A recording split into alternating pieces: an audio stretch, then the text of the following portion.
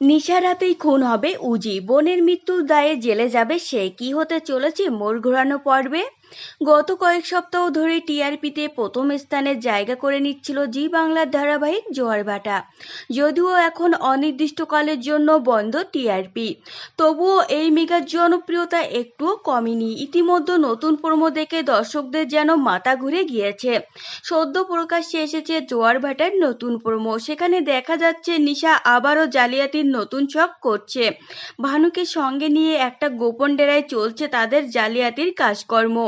এইদিকে সেই জায়গার সন্ধান পায় উজি, সে রাতের অন্ধকারে পুলিশ ফোর্স নিয়ে পৌঁছে যায় সেখানে। এইদিকে নিশাও পালানোর ব্যবস্থা করে রাখে, সে জানতে পারে না উজি সেখানে আসবে, তাই ফোর্স ভিতরে ঢুকতেই ভয়ঙ্কর ব্লাস্ট ঘটায়।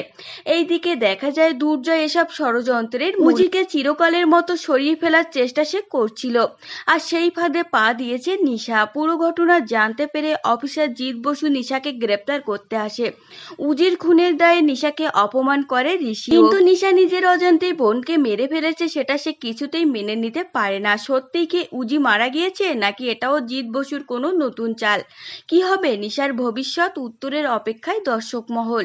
কিছুদিন আগে জিতের সঙ্গে নিশার বিয়ের দিন তাকে গ্রেপ্তার করে জিৎ। ভালোবাসার মুখোশের আড়ালে তার বিরুদ্ধে যে এত বড় ষড়যন্ত্র চলছে তা বুঝতে পারেনি নিশা, তাই জেলে যাওয়ার আগে সে শপথ করে সে ফিরে আসবে একেবারে অন্য রূপে।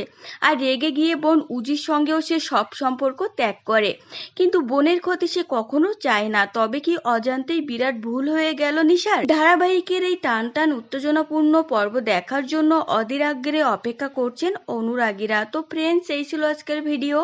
আপনাদের যদি এই তথ্যগুলো ভালো লেগে থাকে অবশ্যই ভিডিওটিকে লাইক করবেন আর চ্যানেলটিকে সাবস্ক্রাইব করে সঙ্গে থাকবেন।